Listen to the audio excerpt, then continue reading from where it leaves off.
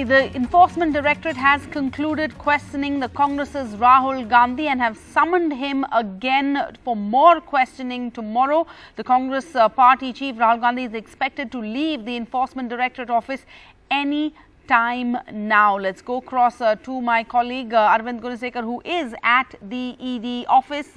Arvind, what are you hearing? When is Rahul Gandhi expected to walk out? And it is confirmed that the ED is not done with questioning him. He has to return tomorrow.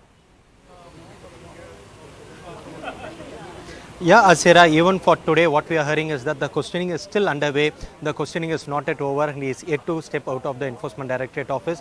He joined the probe somewhere close to 11:30 a.m. and it's almost 9 hours plus 9 hours and continuing, where the Enforcement Directorate is grilling Rahul Gandhi in the National Herald case. And what we are being told is that because the set of questions that the agency prepared to grill Rahul Gandhi is not yet completed, and that's why the agency has again decided to summon him tomorrow for further questioning. So what we are being told is that shortly, few minutes from now, we can expect Rahul Gandhi to step out of the Enforcement Directorate office, and he has been again asked to appear before the agency somewhere close to 11 a.m. tomorrow for further questioning. So what we are also being told by our sources that the agency did offer lunch for Rahul Gandhi here at the Enforcement Directorate office itself, but Rahul Gandhi declined it, saying that he prefers home food, and that's why the agency gave him an 1 hour lunch break, wherein Rahul Gandhi also met his mother at the Gangaram Hospital post.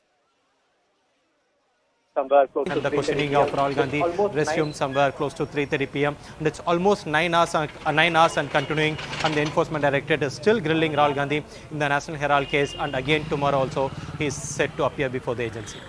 Arvind, do we know anything about the nature of the questions that the ED is putting forth to Rahul Gandhi? Because the Congress has been claiming that this is, just pure intimidation, a misuse of central agencies to intimidate opposition leaders, and that this case has no merit because they say that the government cannot prove or cannot show there is no actual transfer of money in this case.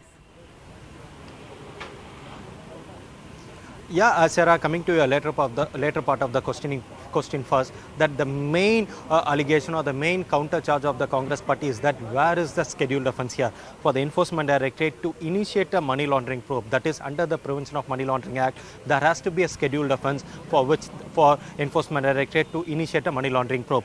Here the Congress party is asking a very simple question to the Enforcement Directorate: where is the scheduled offence here? Where is the FIR? Because out of this 5,422 odd money laundering cases that the Enforcement Directorate has registered as on date, there is an FIR, there is a scheduled offence, but in this particular case the Congress party is asking where is the scheduled offence and where is the FIR. So that's the main counter charge that the Congress party is asking, wherein they are citing because there is no FIR, because there is no scheduled offence, the Enforcement Directorate could not have taken cognizance of this particular case. But despite that, the Enforcement Directorate taking cognizance of the private complaint in this matter has initiated a money laundering probe, and that's why they are calling it as a case of political vendetta. Coming to your first question regarding the nature of question that the agency is asking to Rahul Gandhi, what we are being told is that in the first part of the day, the agency showed all the documents that the agency has unearthed, has uncovered during its course of investigation, and all those documents were shown to Rahul Gandhi, and hardly there were a dozen of questions that were asked to Rahul Gandhi in the first half of the day.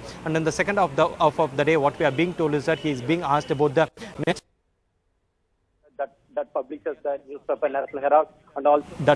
the newspaper National Herald, and also the Young Indian Limited, wherein Rahul Gandhi has 38% shareholding in that particular company, and also the kind of share agreement or the transfer of shares that have taken place in the Young Indian Limited. So these are the transaction related questions that the agency is asking Rahul Gandhi all about. But the very important allegation from the Congress party is that without a legal sanctity, without a legal footing, that is without a scheduled offence, the agency has initiated a money laundering probe, and this is the first of its kind, wherein a private complaint out of this 5,422 odd money laundering probe that the agency has initiated. This is the first case wherein the agency has initiated based on a private complaint, and that's why they are calling it as a case of political vendetta. And who has made this private complaint? Sarah Subramani Swamy, the former Rajya Sabha MP of BJP, filed a complaint with the police, with the agencies, but both the investigation agencies, they could not register a case because it mostly relates to private companies, between two private companies, because for CBI to initiate an FIR, to register an FIR, there has to be a public money involved, at least a central government or a central this is purely between two private companies, Associated General Limited or Young Indian Limited. Both these companies are private companies, and that's why CBI also could not register an FIR. That's why Subramani Swamy went to a court, that is the Patiala House Court, wherein he filed a private complaint to the court saying that the court should direct the agencies or the police to register an FIR in this matter. When the court took cognizance of this private complaint, when they initiated, when they issued notices to Rahul Gandhi, Sonia Gandhi, and when they were granted bail, that's where the Enforcement Directorate, based on a legal opinion that they got, saying that because the court has taken cognizance of this private complaint, thereby the Enforcement Directorate can also take cognizance of it and initiate a money laundering probe, and that's how this entire case was initiated, or a probe was initiated by the Enforcement Directorate way back in 2015-2016. But again, even that, there is a catch. What we are being told by the Congress leaders is that in fact there was similar kind of a legal opinion was sought by the Enforcement Directorate in 2015 itself on this very nature of the private complaint, but there was a legal opinion given saying that because there is no FIR, because there is no scheduled offence, the Enforcement Directorate cannot initiate a money laundering probe. But subsequently, according to the Congress, this legal opinion was reversed, and then the same private complaint, that is Subramani Swamy's complaint, was taken cognizance of, and that's how the Enforcement Directorate initiated the money laundering probe into this case. Interesting. So now, no scheduled offence. Where is the FIR? Asked the Congress, and what does the ED say in response, Arvind? What does the ED say in its defence?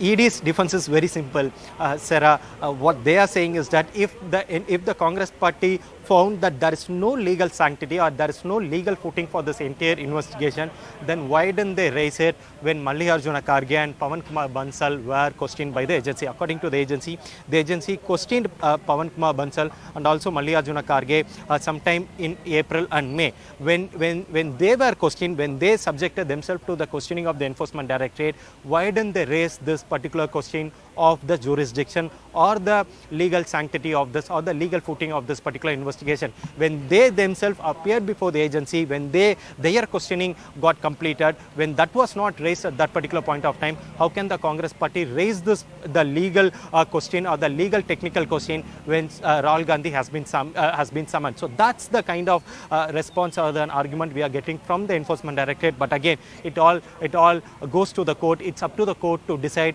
whether the Enforcement Directorate was right in initiating this money laundering probe without an FIR being registered or just by taking cognizance of a private complaint.